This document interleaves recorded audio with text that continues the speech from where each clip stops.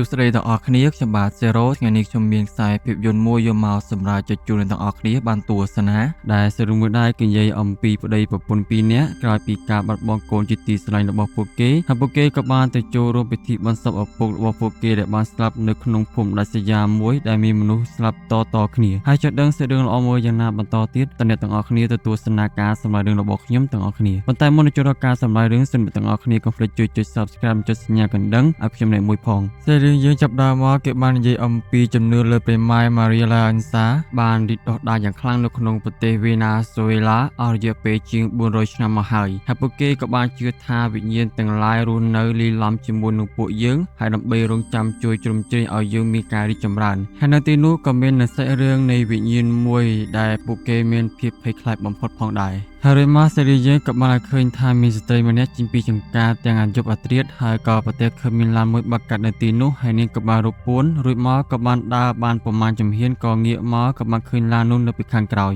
ហើយបន្ទាប់មកក៏មានបរិយាចំណានម្នាក់នេះដែលមានឈ្មោះថាលោក Vicente គាត់ក៏បានចាប់ស្ត្រីម្នាក់នេះដែលមានឈ្មោះថា Timothy ចងនាងជាប់ទៅនឹងកៅអីនៅក្នុងបន្ទប់របស់គាត់ហើយគាត់ក៏បានសួរដេញដោលពីនាងដែលនាងបានចូលទៅក្នុងចម្ការអំពើរបស់គាត់ហើយគាត់ក៏បានសួររឿងដែលទាក់ទងជាមួយនឹងក្រុមរបស់នាងដែលមករស់នៅខុសច្បាប់នៅតំបន់មួយនេះដែលពួកគេអាចចេះធ្វើពិធីហៅដួងព្រលឹងវិញ្ញាណបានហើយ Timothy នាងក៏បានសូមអង្វរឲ្យលោក Vicente ដោះលែងនាងទៅលោក Vicente ក៏បានធ្វើពិធីហៅដួងព្រលឹងវិញ្ញាណខួចដល់កាយសាហាវដែលគេហៅថា Visoler ហើយក៏បានអុជបារីផ្លុំសែនបណ្ដាដាក់ Timothy ផងហើយក៏បានសូត្រហៅព្រលឹងវិញ្ញាណបិសាចនោះផងយ៉ាងក្រោយក៏បានយកកំបិតដូចជាឆ្អឹងត្រីនេះក៏យកទៅអាមាត់របស់ Timothy ឲ្យហូរឈាមមកហើយស្រាប់តែវិញ្ញាណបិសាចហួច Visoler ក៏បានចូលសន្ធិដ្ឋនៅក្នុងរាងកាយរបស់ Timothy ភ្លាមរួចមកលោក Vicente ក៏បានជិះសេះដឹក Timothy កាត់តាមចំការអំពើរបស់គាត់ហើយនៅពេលដែលគាត់ភ្លេចខ្លួនបន្តិចងាកមកក៏ស្រាប់តែបាត់ Timothy ចេញពីក្នុងក្រុងហើយលោក Vicente ក៏បានបញ្ញាជិះសេះទៅស្វែងរកនាងហើយគាត់បានទៅដល់កន្លែងមួយហើយក៏បានឮសំឡេងហួចនៅក្បែរនោះក៏បានជួបពិលមើលក៏ស្រាប់តែវិញ្ញាណបិសាច Visoler នឹងវាក៏បានហក់មកកន្ទប់សម្រាប់គាត់បាត់ទៅហើយសាច់រឿងយើងក៏លេងមកដល់មានពីអ្នកប្តីប្រពន្ធបានបើកឡានទៅចូលរួមក្នុងពិធីបុណ្យសពរបស់ឪពុកហើយប្រពន្ធដែលបើកឡាននេះគឺមានឈ្មោះថា Nicole ហើយប្តីរបស់នាងដែលដេកនៅខាងក្រោយឡាននេះគឺមានឈ្មោះថា Sebastian ហើយ Nicole គឺបានជប់ឡានបន្តិចដើម្បីសម្រាកហើយបន្ទាប់មកនាងក៏បានឃើញថាមានផេះធ្លាក់មកពីលើមេឃធ្វើឲ្យនាងនឹកទៅដល់កូនស្រីរបស់នាងដែលបានស្លាប់ទៅហើយបន្ទាប់មក Sebastian ក៏បានដើរមករកនាងហើយ Nicole នាងក៏បានប្រាប់ប្តីរបស់នាងថាដូចមានអ្វីប្លែកដោយសារតែមានភ្លៀងធ្លាក់មកចេញពីផេះហើយប្តីរបស់នាងក៏បានប្រាប់ថាវាគ្រាន់តែជាភេទដែលគេដុតនៅវាចំការអំពើដើម្បីប្រមូលផលនោះទេហើយនីកូនាងក៏គិតថាប្រហែលយកច្រឡំដោយសារតែនាងអស់កម្លាំងពេកអីចឹងទៅហើយ Sebastian ក៏បានប្រាប់នាងថាគាត់ដឹងថាវាពិបាកកាច់ចិត្តណាស់សម្រាប់ពួកគេទាំងពីរនាក់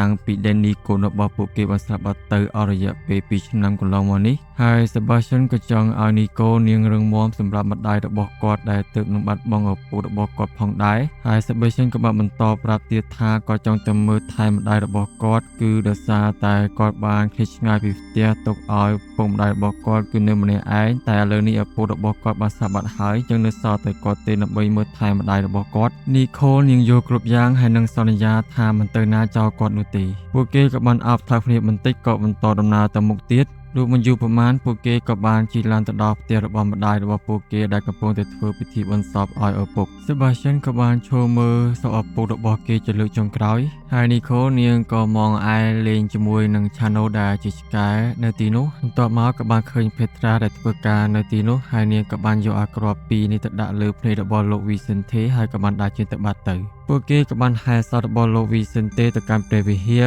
ចំណែកឯ Nicole នាងក៏បានរបបបីជើងក៏ងាកទៅខាងក្រោយឃើញយាយចាំម្នាក់កំពុងតែឈររំរីរ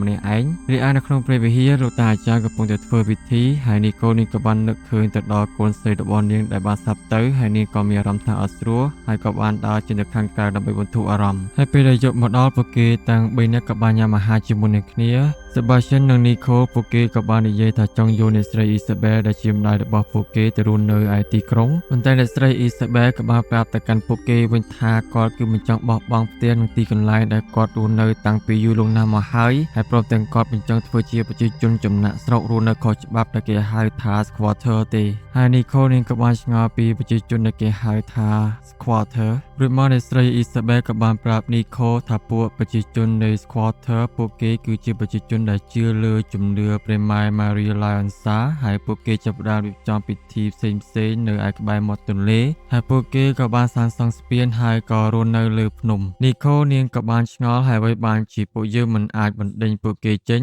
ហើយអ្នកស្រី Isabel ក៏បានប្រាប់ទៀតថាដោយសារតែរាជរដ្ឋាភិបាលគឺស៊ីសំណូកហើយឪពុករបស់ Sebastian គឺព្យាយាមដើម្បីធ្វើវាដែរហើយក៏គិតថានឹងអាចដោះស្រាយរឿងនឹងបានប៉ុន្តែឥឡូវលោក Vicente ក៏បានស្លាប់បាត់ទៅហើយយើងក៏បានឃើញមានស្ត្រីម្នាក់ដែលគួរខ្លាចចូលសម្លឹងមកពីចំការអំពៅមកផ្ទះរបស់ពួកគេ Nicole នាងក៏បានដេកសុកៗក៏ស្រាប់តែមាននរណាបើកទ្វារចូលមកតែតាមពិតទៅគឺជា Chano ដែលជាឆ្កែរបស់នាងហើយនាងក៏បានទៅអង្គុយលេងជាមួយនឹង Chano នៅឯមុខផ្ទះនិងបានអង្គុយមើលវីដេអូចាស់ៗដែលនាងបានថត Danny កូនរបស់នាងរួចហើយនាងក៏បានទៅមើលរូបថត Danny កូនរបស់នាងនៅបានអត់ទៀមបំភ្លឺនៅទីនោះហើយរីឯ Chano ដែលជាឆ្កែរបស់នាងក៏បានឃើញនរណាម្នាក់កំពុងតែកាន់ភ្លើងនៅក្បែរនោះហើយវាក៏បានរត់ទៅ Nicole នាងក៏បានដើរតាមក៏ប្រទះឃើញ Petra កំពុងតែដុតធ្វើពិធីអ្វីមួយយ៉ាងហើយបន្ទាប់មក Petra នាងក៏បានប្រាប់ឲ្យ Nicole ត្រឡប់ទៅវិញទៅនៅតាមផ្លូវ Nicole ហើយនិង Chano ដែលជាឆ្កែរបស់នាងក៏បានដើរកាត់តាមចំការអំពៅហើយពេលនោះដែរក៏បានឮ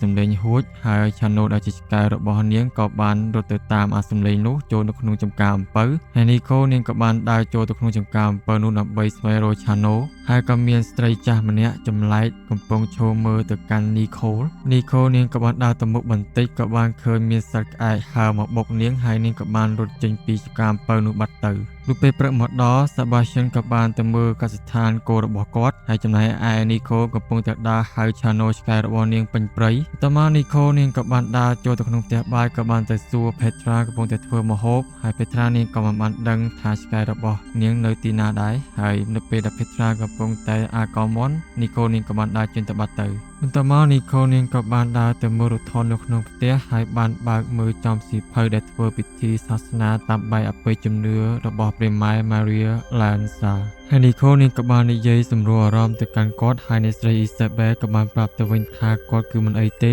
ហើយគាត់ក៏ចង់ឲ្យ Nicole នាងយកកូនមួយទៀតប៉ុន្តែ Nicole នាងក៏បានបដិសេធហើយនាងក៏បានប្រាប់ទៅកាន់គាត់វិញថានាងគឺមិនចង់បានកូនទៀតទេហើយអ្នកស្រី Isabel ក៏បានយល់ពីនាងផងដែរបន្ទាប់មក Nicole នាងក៏បានជិះសេះទៅកាន់ចំការអំពៅដើម្បីស្វែងរក Chano ឆ្កែរបស់នាងប៉ុន្តែព្យាយាមស្វែងរកប៉ុណ្ណាក៏មិនដឹងថា Chano វាទៅទីណានោះទេ Nicole នាងក៏បានជិះសេះទៅកាន់កន្លែងមួយក៏ប្រទះឃើញស្ពានឈើនៅក្បែរនោះហើយនាងក៏បានឆ្លងស្ពានឈើក៏ទៅប្រទះឃើញពួកក្រុម squatter កំពុងតែធ្វើពិធីសាសនាហៅព្រលឹងដើម្បីជួបរូបក្មេងស្រីម្នាក់នេះហើយនៅពេលនោះក៏មានវិញ្ញាណមួយបានចូលសន្ធិដ្ឋនៅក្នុងក្មេងស្រីម្នាក់នេះហើយក៏បាននិយាយថាម៉ាមីហើយក៏ឈរសម្លឹងមើលទៅកាន់ Nicole កំពុងតែលាក់ពួនមើលគេនៅក្បែរថ្មហើយក៏ធ្វើឲ្យពួកក្រុម squatter បានសម្លឹងមើលមកឃើញ Nicole កំពុងតែលាក់ពួនហើយពួកគេក៏បានដេញតាមនាងចំណែកឯ Sebastian កំពុងតែនិយាយជាមួយនឹងក្រុមការងាររបស់គាត់នៅអាកាសដ្ឋានហើយក៏បានឃើញសេះរបស់ Nicole វាក៏បានរត់មក Nicole ក៏បានរត់ឆ្លងកាត់ស្ពានក៏រត់ខ្លួនពីការដេញចាប់របស់ពួក squatter ហើយនាងក៏បានរត់មកដល់ចំការអំពៅ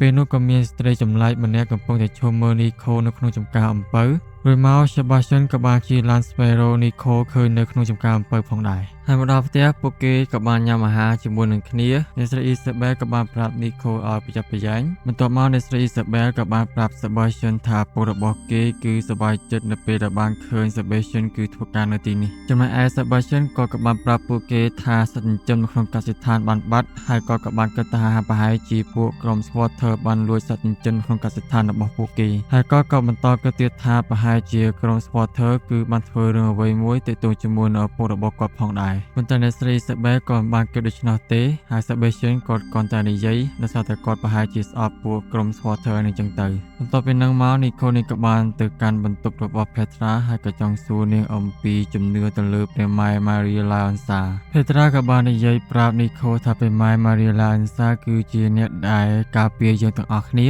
ហើយ Nicole នេះក៏បានប្រាប់ Petra ថានាងបានទៅឃើញពួក ប្រជាជនខ្វល់ធើបានធ្វើពិធីបុណ្យដែលហៅព្រលឹងចូលរូបហើយនាងក៏បានឮសំឡេងកូនរបស់នាងដេនីបានហៅនាងផងដែរហើយនីកូនាងក៏ចង់ឲ្យពេត្រាគឺហៅពួកគេឲ្យធ្វើពិធីសាសនានោះដើម្បីឲ្យនាងបានជួបជាមួយនឹងដេនីកូនរបស់នាងពេត្រានាងក៏បានប្រាប់ទៅកាន់នីកូវិញថាពួកប្រជាជនស្វល់ធើនឹងគឺមិនអាចជួយនាងបានទេហើយនីកូនាងក៏ចង់ឲ្យពេត្រាធ្វើប៉ុន្តែពេត្រានាងក៏បានបដិសេធហើយនាងក៏បានប្រាប់ទៅកាន់នីកូវិញថាដោយសារតែមានអពលឹងវិញ្ញាណកាចសាហាវមួយដែលគេហៅថា Visualer ដែលនាងបានឮនៅពេលដែលនាងបានទៅចំការអំពើជាមួយនឹង Chano ហើយបន្ទាប់មក Chano វាក៏បានបាត់ខ្លួនទៅហើយពេត្រានាងក៏បានប្រាប់នីកូបើសិនជាបានឮសំឡេងនោះម្ដងទៀតឲ្យប្រុងប្រយ័ត្នរួចមកពេត្រានាងក៏បានយកខ្សែដៃមួយទៅចងលើដៃរបស់នីកូនិងបានប្រាប់នាងគឺជាខ្សែដៃដែលជួយនាងចេញពីពពួកបិសាចនៅខាងក្រៅផងដែរបន្ទាប់មកនីកូនាងក៏បានទៅនិយាយជាមួយនឹង Sebastian ប្តីរបស់នាងហើយក៏បានប្រាប់គាត់ថានាងមានអារម្មណ៍ហាក់បីដូចជា Danny កូនរបស់នាង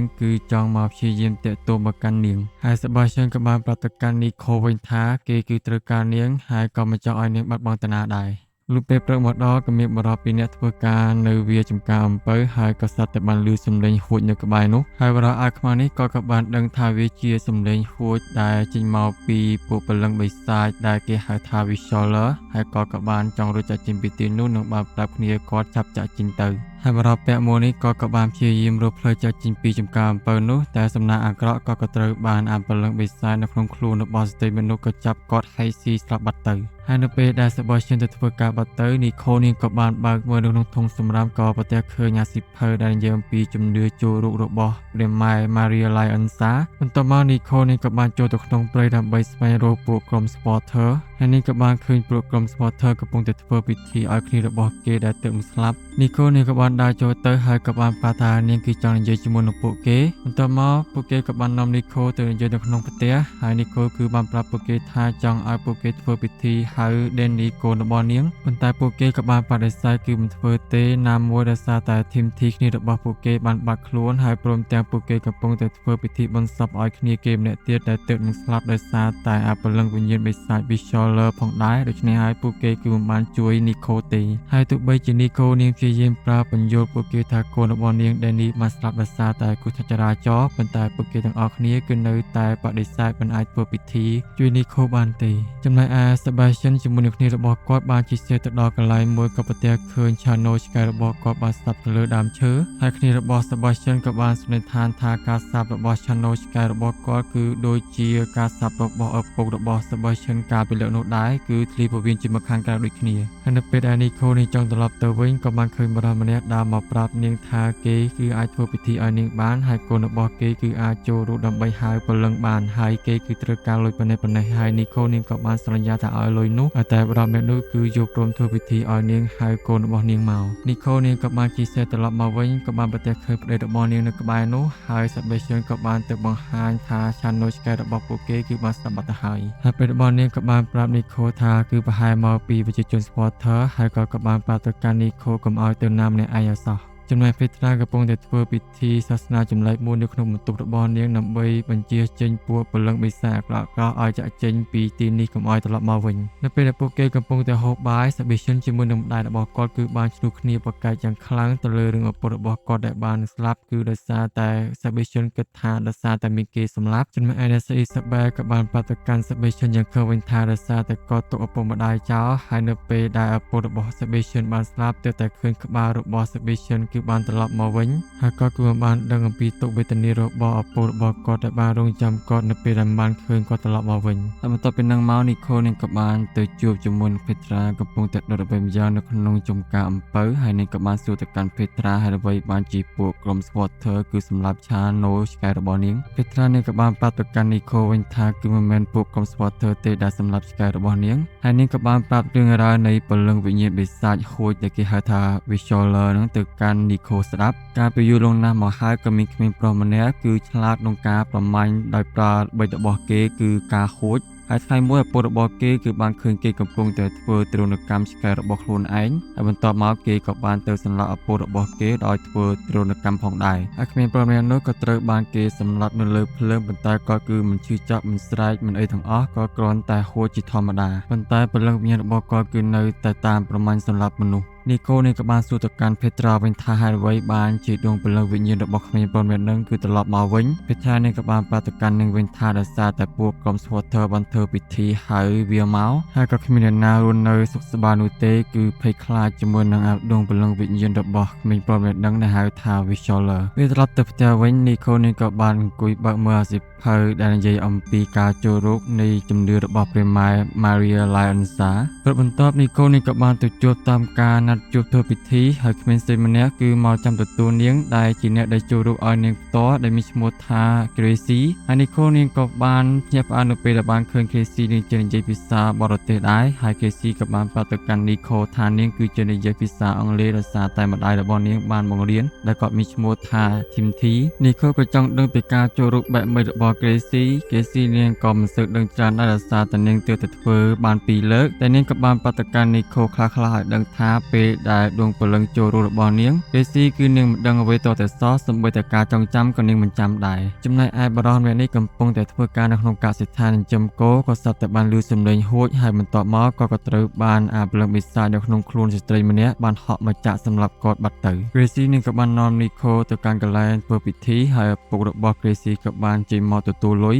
ហើយគេក៏បាននាំនីកូចូលទៅខាងក្នុងហើយ Gracie ប្រាប់នីកូឲ្យធ្វើតាមអ្វីដែលនាងបានប្រាប់មិនចាំបាច់ភ័យខ្លាចអីទេចំណែក Petra នាងក៏បានដើរមកក៏បានឃើញម្ដងម្នាក់កំពុងតែដេកស្លាប់ហើយនាងក៏បានយកកបិតដើរតាមស្នាមរបស់ព្រលឹងបិសាចចូលក្នុងខ្លួនស្ត្រីម្នាក់នោះហើយឪពុករបស់ Gracie ក៏បានចាប់ផ្ដើមធ្វើពិធីក៏បានផ្លុំលេខកៅទៅរួចមកក៏បានយកឡាមទៅឲ្យ Gracie អានដល់របស់នាងហើយនៅពេលនោះព្រលឹងរបស់ Danny កូនរបស់ Nico ក៏បានចូលសន្ធិដ្ឋនៅក្នុងខ្លួនរបស់ Gracie ចំណែកឯ Petra ក៏បានដើរតាមរហូតទៅឃើញព្រលឹងបិសាចនៅក្នុងខ្លួនរបស់ស្រីម្នាក់កំពុងតែដេកហើយនាងក៏បានយកកបិតទៅចាក់សម្លាប់ព្រលឹងខ្មោចបិសាចនៅក្នុងខ្លួនរបស់ស្រីម្នាក់នោះនៅពេលដែល Nico បាននិយាយជាមួយនឹង Danny កូនរបស់នាងបានបន្តិចបន្ទាប់មកព្រលឹងរបស់បិសាចហួចនោះវាក៏បានចូលទៅក្នុងខ្លួនរបស់ Gracie ហើយវាក៏បានទៅហក់ស៊ីឪពុករបស់ Gracie ស្លាប់បាត់ទៅចំណែក Nico នៅពេលដែលបានឃើញដូច្នោះនាងក៏បានប្រញាប់ប្រញាល់រត់ចាក់ចេញពីទីនោះរីឯនៅអាកាសដ្ឋាននេះវិញបុរសម្នាក់ដែលត្រូវបានស្លាប់ដោយសារព្រលឹងបិសាចហួចនោះហើយកូនរបស់គាត់ក៏បានមកឃើញហើយគាត់ក៏បានខឹងចង់សងសឹកដល់ឲ្យឪពុករបស់ខ្លួនប៉ុន្តែ Sebastian ក៏បានហាមឃាត់ទាន់ហើយ Sebastian ក៏បានរៀបចំកំភ្លើងរបស់គាត់ហើយក៏ចង់ទៅសងសឹកប្រជាជន Squatter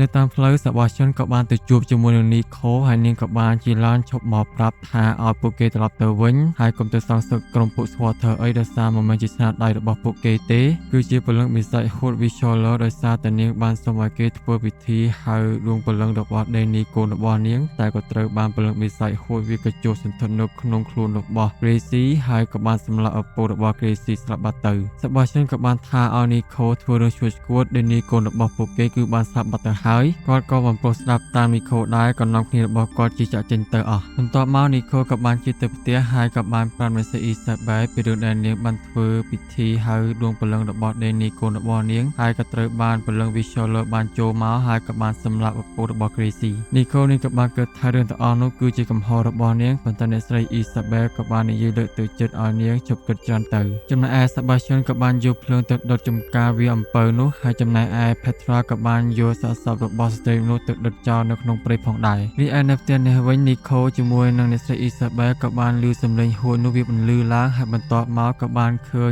ដួងព្រលឹងវិញ្ញាណបិសាចនៅក្នុងខ្លួនរបស់ Gracie វាក៏បានហក់មកស៊ីអ្នកស្រី Isabel ឲ្យស្លាប់បាត់ទៅចំណែកឯ Sebastian ជាមួយនឹងគ្នារបស់គេក៏បានដើរមកដល់កន្លែងមួយប៉ុន្តែគ្នាផ្សេងទៀតក៏បានខ្លាចដូចចាក់ចេញទៅអស់សល់តែ2នាក់គ្នាគេម្នាក់នេះហើយ Nico នេះក៏បានចូលទៅក្នុងផ្ទះក៏បានឃើញបន្ទប់ធ្វើពិធីសាសនាមួយហើយនាងក៏បានឃើញកំបិតដូចជាឆ្អឹងត្រីនេះនៅកន្លែងនោះផងដែរហើយបន្ទាប់មក Petra នេះក៏បានដើរមកដល់ហើយ Nico នេះក៏បានយកកំបិតនោះគំរាមទៅកាន់ Petra ចង់ឲ្យនាងប្រាប់ការពិតពីរឿងដែលកើតឡើងនៅក្នុងទីនេះ Petra ក៏ព្រមប្រាប់នាងអំពីបន្ទប់នេះគឺជារបស់លោក Vicente ដោយសារតែគាត់គឺមិនអាចបណ្ដេញពួកក្រុម Squatter ឲ្យចាក់ចេញបានគាត់និង Petra ក៏បានចាប់បានស្ត្រីម្នាក់ដែលនាងមានឈ្មោះថា Timothy ជួយមកធ្វើពិធីហៅព្រលឹងរបស់វិញ្ញាណ Visualer ឲ្យចូលក្នុងខ្លួនរបស់នាងហើយចង់ឲ្យនាងទៅបន្លាចពួកក្រុម Squatter ឲ្យខ្លាចតែគាត់ក៏បានធ្វើប្រហែសធ្វើឲ្យព្រលឹងវិញ្ញាណក្នុងខ្លួនរបស់ Timothy រត់ចាក់ចេញទៅបាត់ហើយ Petra នាងក៏បានបន្តប្រាប់ Nico ទៀតថានាងគឺបានសម្លាប់ Timothy ហើយនិងវិញ្ញាណព្រលឹងបិសាចក្នុងខ្លួនរបស់ របស់ทีมที่ដែលហៅថា Visualer នឹងហើយពួកគេគឺមានសុខភាពហើយតែនីកូនឹងក៏បានប្រាប់ទៅកាន់ពេត្រាវិញថាทีมที่គឺជាម្ដាយរបស់ Gracie ហើយឥឡូវនេះ Gracie កំពុងតែត្រូវបានពលឹងវិញ្ញាណបិសាចហួច Visualer នឹងវាកំពុងតែជួបសន្ធិដ្ឋផងដែរចំណែកឯ Sebastian ជាមួយនឹងគ្នារបស់គាត់ក៏បានដើរចូលទៅក្នុងព្រៃរឿងជ្រៅបន្តិចក៏បានឮសំឡេងហួចបន្លឺឡើងហើយ Nico ក៏បានសុំឲ្យ Petra ជួយតែ Petra នឹងក៏បានប្រាប់ទៅកាន់ Nico ត្រូវតែសម្លាប់មនុស្សដែលត្រូវបានពលឹងវិញ្ញាណបិសាចហួច Visualer នឹងវាចូលសន្ធិដ្ឋហើយ Nico គឺនឹងបដិសេធដោយសារតែពួកគេមិនអាចសម្លាប់ Gracie បានទេដោយសារតែឪពុកម្ដាយរបស់ Gracie គឺបានស្លាប់អស់ហើយដូច្នេះហើយ Nico នាងគឺសម្រេចចិត្តថាលះបង់រាងកាយរបស់នាងឲ្យពលឹងបិសាច Visualer នឹងចូលសន្ធិដ្ឋហើយក៏បានប្រាប់ Petra ឲ្យសម្លាប់នាងទៅហើយ Sebastian ក៏បានច្រឡំបាញ់កំភ្លើងចំគ្នារបស់គាត់ក៏បានទៅជួយលើគ្នារបស់គាត់ដាក់លើស្មាតែដើរបានបន្តិចក៏ត្រូវបានវិញ្ញាណពលឹងបិសាច Visualer នឹងវាចេញមកចាប់ពួកគេទៅព្យួរទៅលើដើមឈើប៉ុន្តែអ្នកផ្សេងទៀតគឺបានស្លាប់អស់ហើយនៅតែ Sebastian ម្នាក់ឯងគឺនៅរស់ហើយ Petra នាងក៏បានប្រាប់ Nico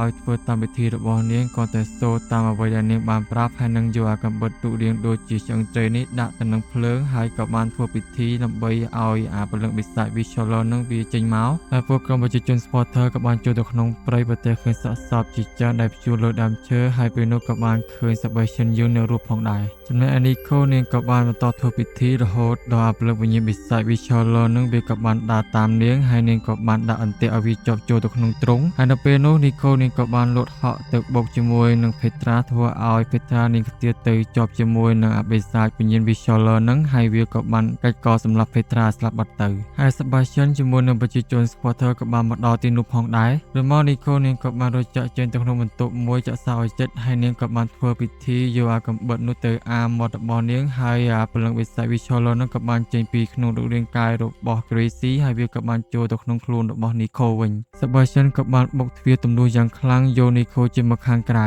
ប្រជាជន supporter ទាំងអស់ក៏បាននាំគ្នាសូត្រសុំបួងសួងឲ្យព្រះម៉ែ Maria Laenza ជួយឲ្យ Nico ដឹងខ្លួនឡើងមកវិញចំណែកឯ Nico ក៏បានសម័យឃើញកូនរបស់នាង Danny កំពុងតែអង្គុយរង់ចាំនាងហើយពួកគេក៏បាននិយាយជាមួយនឹងគ្នាហើយ Danny ក៏បានអត់ទោសឲ្យ Nico ម្ដាយរបស់នាងផងដែរហើយបន្ទាប់មក Nico ក៏បានភ្ញាក់ដឹងខ្លួនឡើងមកវិញជាធម្មតាហើយចាប់ពីហេតុការណ៍នោះទៅ Sebastian ជាមួយនឹងប្រជាជនក្រុម supporter ក៏បានសហការជួយគ្នាទៅវិញទៅមកក៏បានសាងសង់ស្ពាននៅក្បែរនោះហើយយើងក៏បានឃើញមានក្មេង3នាក់កំពុងតែកាន់អាកំបិតរូបរាងដូចជាឆ្អឹងនេះហើយក៏វាចង់យកទៅអាដៃរបស់ក្មេងផ្សេងម្នាក់ហើយសាច់រឿងយើងក៏ចប់ត្រឹមតែប៉ុណ្ណេះអរគុណអ្នកទាំងអស់គ្នាសម្រាប់ការជួយទស្សនាហើយសង្ឃឹមថារឿងមួយនេះគឺល្អមើលសម្រាប់អ្នកទាំងអស់គ្នាផងដែរហើយជួបខ្ញុំសេរ៉ូជាមួយនឹងវីដេអូសម្រាប់រឿងក្រោយៗទៀតសូមអរគុណហើយនិងសូមជម្រាបលា